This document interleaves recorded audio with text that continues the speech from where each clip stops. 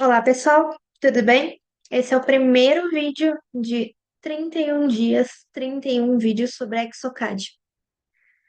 Decidi fazer esse vídeo ainda no ano passado, já era uma proposta para iniciar o ano, mas eu acho que a parte digital ela está ganhando grande força dentro do nosso mercado. A gente ainda está engatinhando devagarinho, mas eu acho que é importante introduzir o digital da forma correta para quem está tentando fazer essa transição entre analógico e digital. A gente sabe que não é a realidade da maioria e a gente sabe que não é fácil, mas também não é um bicho de sete cabeças como algumas pessoas fazem parecer.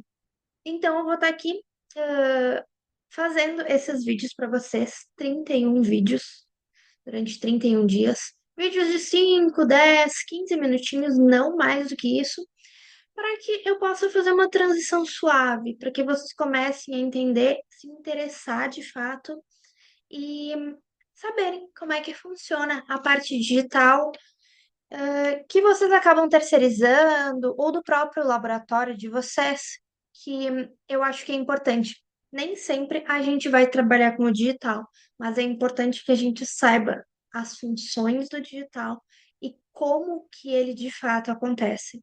Então, eu vou começar com alguns vídeos mais básicos, uma apresentação do software, e depois, conforme as mini aulas vão indo, a gente vai se aprofundando em alguns assuntos, tá? A gente vai ver coroa anatômica, coroa reduzida, sobre implante fixas, fixa sobre dente, fixa sobre implante, e a gente vai ver planejamento digital também. Não sei muito bem como é que vai o andamento das aulas, mas se for tudo certo, a gente consegue finalizar tudo isso tranquilamente nos 31 dias, tá? E a gente consegue adicionar mais algumas coisas, talvez conversar um pouquinho sobre alguns aspectos do digital, conversar um pouquinho sobre o CAM também, conversar um pouquinho sobre impressão, mas isso é assunto para aulas posteriores e conforme a gente vai indo aqui com o nosso planejamento, tá bom? Então, sem mais delongas, a gente vai começar. Vocês vão ver que eu deixei o projeto aberto, deixei a face inicial da Exocad aberta para a gente iniciar do começo, né?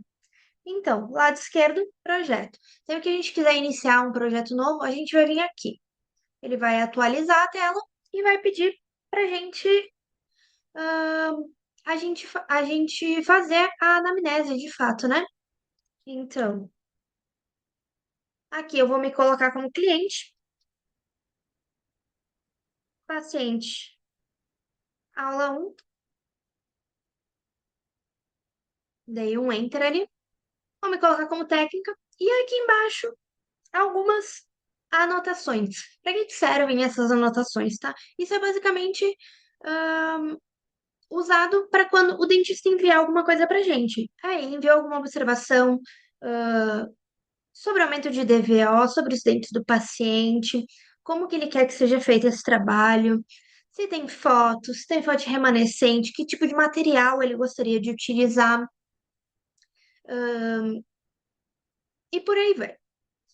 Então, basicamente, vou colocar aqui algumas sugestões de coisas que poderiam estar aqui, tá? Fotos, fotos do remanescente, cor, cor do remanescente. A cor ali, no caso, é a cor do material. É a cor final que esse dente vai ter, tá bom? Cor do remanescente, fotos para o Smile Design.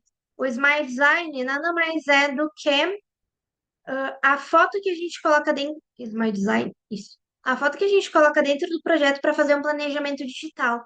Para que quando a gente envia o HTML, e depois eu vou explicar o que é HTML, vou explicar o que é STL, vou explicar também o que é EPLY, tudo isso de uma forma simples e rápida. Até para não confundir muito a cabeça da gente, né? Fotos para o Smile Design, que mais que a gente pode colocar aqui? Observações do cirurgião dentista, Tem aumento de DVO, não tem aumento de DVO, o paciente tem falta de tantos dentes e por aí vai. Aqui eu já deixei pré-selecionado então, para a gente fazer o dente 47, já deixei os arquivos separados e a gente vai fazer, a gente vai montar aqui, depois a gente vai partir para o desenho e do desenho a gente vai partir para fazer o modelo. A gente vai fazer toda a sequência para vocês verem como de fato é projetado, tá bom? Então aqui no caso, eu escolhi o dente 47, que é o dente que vai estar lá para ser projetado depois. E aqui, quando a gente clica em cima do dente, que a gente tem essa arcada superior e temos a arcada inferior, tá? Abre um leque de opções para a gente. Como a gente vai ver referente à coroa anatômica, eu não vou ver o restante das coisas, tá bom? Eu vou explicar brevemente aqui, mas não vou meter. Isso é para quando a gente chegar nos próximos vídeos. Mas basicamente o que eu mais utilizo no meu dia a dia, no laboratório e com os meus terceirizados, coroa anatômica, coroa reduzida, coroa casca de ovo. Para que que serve? Quando a gente quer fazer um provisório, o dentista não fez o preparo, ele vai fazer extração ou ele vai fazer o preparo no dia.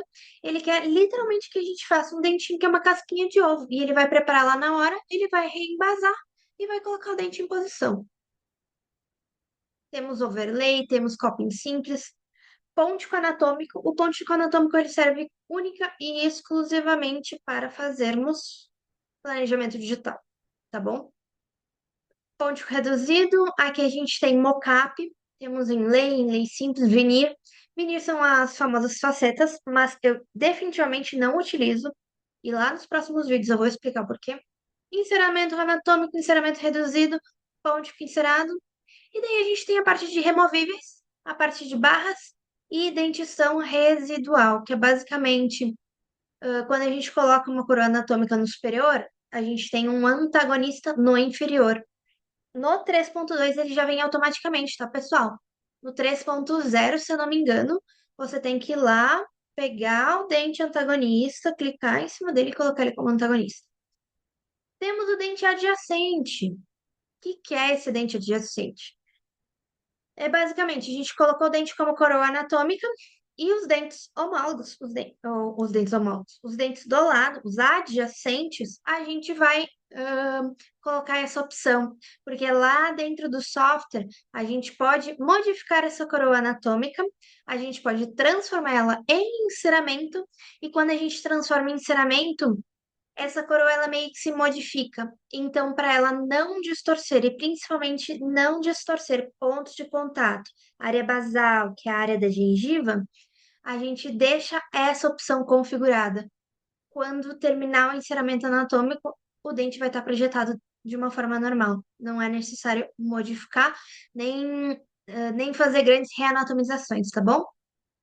E o medir da ponte eu não utilizo. Então, a gente vai colocar como coroa anatômica. E aqui abre uma outra aba, um outro leque de opções, que basicamente são os materiais que vão ser utilizados.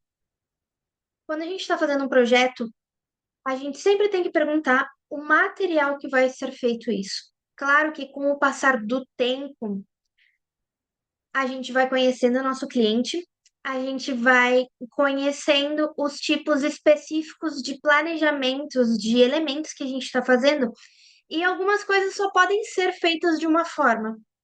E a gente também conhece, como eu disse antes, a gente conhece o nosso cliente, a gente sabe que tipo de materiais ele utiliza. E principalmente se a gente tem um pouco de noção, se a gente tem um pouco de conhecimento de remanescentes, de como funcionam os materiais, de toda essa performance dentro do laboratório, a gente já vai saber que material vai ser utilizado posteriormente. E isso é muito importante. Aqui a gente tem algumas opções: zircônia, zircônia translúcida, multicamadas, acrílico, metal, metal a laser, impressão 3D, a gente tem cera, a gente tem de silicato, cerâmica híbrida, vitrocerâmica, feldspato, uma infinidade. Basicamente, eu vou trabalhar aqui como se fosse uma zircônia monolítica. Se não fosse uma zircônia monolítica, seria um de silicato, tá bom? A gente tá fazendo uma coroa sobre dente, então vamos trabalhar com esses materiais. Por que que alguns, por que que alguns cadistas só colocam como zircônia ou só colocam como cera? Por conta da espessura mínima. Aqui, para as minhas zircônias, independente se vai ser zircônia estratificada ou zircônia monolítica, eu deixo a espessura mínima em 0,04 e o espaço para cimento em 0,05. Por quê? É uma coisa que eu vi que já dá certo. Não vai quebrar e eu não tenho problemas depois de resistência dos materiais. É muito importante que a gente leia também o manual que vem junto com esses materiais em específico, tá bom? É muito bom quando o cadista, ele não tem noção somente de CAD. Ele tem noção das outras funções do laboratório. Ele tem noção do gesso, ele tem função ele tem noção do metal, ele tem noção da estrutura em si, ele tem noção depois de como vai ser feita essa cerâmica, ou esse acrílico, ou esse metal. Então, não se atenham somente à parte do CAD. O CAD é apenas uma das facetas da prótese, tá bom? Então, aqui eu já defini que a gente vai trabalhar como coroa anatômica, vou trabalhar como zircônia e a minha espessura mínima está em 0,4. Por que que tem algumas pessoas que trabalham com outros materiais? Porque a espessura mínima modifica. Tá vendo que a espessura mínima da cera, ela veio menor? Aqui eu consigo diminuir mais ainda. Antes eu só conseguia chegar até 0,04. Aqui eu consigo chegar até 0,03, no caso. 0,03 não, em 0,3. E a gente tem que tomar muito cuidado também, que dependendo da fresadora que a gente tem, dependendo da impressora que a gente tem, quanto mais fino, não vai sair, pessoal. A gente tem que tomar cuidado com isso também. É por isso que é interessante a gente saber um pouco do antes e a gente saber um pouco do depois. Como, por exemplo, se a gente tem um dente que vai ser feito uma zircônia, mas é um pino metálico, a gente tem que levar em consideração que se a gente está fazendo uma zircônia monolítica, essa zircônia ela tende a puxar a cor do metal que está embaixo. Ou, por exemplo, se a gente tem uma faceta, essa faceta é muito fina, 0,3 é muito fino. A gente sabe que temos facetas com menos espessura ainda, mas a gente tem um substrato, a gente tem um dente que é favorável. Imagina, a gente não tem como fazer uma faceta muito fina de uma cor muito clara para um dente muito escuro. Mas aí eu já estou me adiantando. Isso aí é assunto para outro momento. Então, aqui a gente vai colocar como zircônia, espessura mínima 0,4, espaço para cimento 0,05. E aqui tem parâmetros avançados, mas a gente não vai mexer nisso. E aqui eu só vou me deter um pouquinho em opções e parâmetros. Aqui nós temos a tonalidade do material. Isso aqui nada mais é tu colocar que cor tu queres.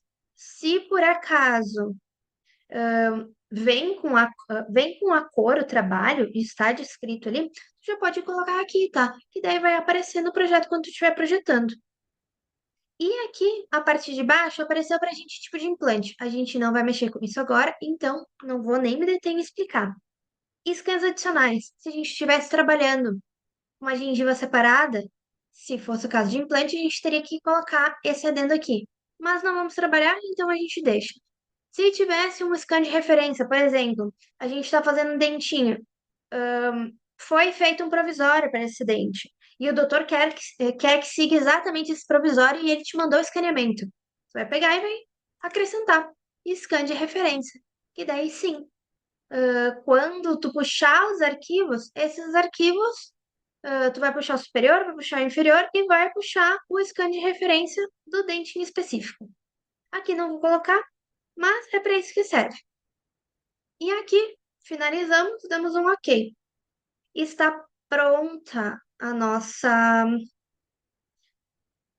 Ctrl Alt Shift H.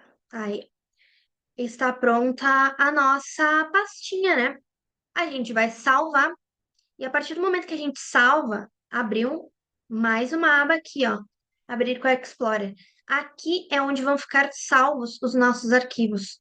Já abriu o nosso preview e já abriu o Dental Project. A partir daqui, a gente consegue dar seguimento às nossas ações. A gente consegue ou ir para o Model Creator, fazer o modelo, ou a gente consegue desenhar. E posteriormente, se a gente terminou essas duas fases, a gente pode ir para a fase de fabricação, que é basicamente o software que vai para o campo. A partir daqui, a gente já poderia ir para o desenho. Mas uma coisa muito importante: se os STLs, os arquivos que vocês receberam, linkando já com a próxima aula, o próximo vídeo, os arquivos que vocês receberam são STLs advindos do dentista, ou seja, é um escaneamento intraoral, é muito importante que você coloque como moldagem digital. Porque quando você estiver finalizando o desenho, ele já vai direto para o Model Creator. Ele já está te indicando que a gente precisa de um modelo. Isso veio a partir de um scanner intraoral. Mas nós temos também a opção mais comum também do laboratório, que é dois modelos em oclusão. Isso aqui é para quando a gente escaneia em bancada, pessoal. A gente tem um scanner de bancada e a gente escaneia no próprio laboratório um modelo de gesso, tá bom? Então aqui vou colocar como moldagem digital e salvar. Salvei, ele adicionou o que tinha que adicionar e aqui a gente iria para o nosso desenho. Ele vai finalmente então abrir o Dental Card. Nós estamos utilizando o 3.2 e ele vai pedir para abrir a nossa mandíbula. Eu coloquei aqui na área de trabalho.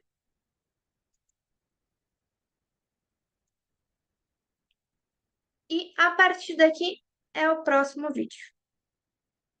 Que daí a gente vai fazer a cor anatômica e se der tempo a gente já faz o modelo e temos algumas explicações a respeito disso. Um beijo e até a próxima.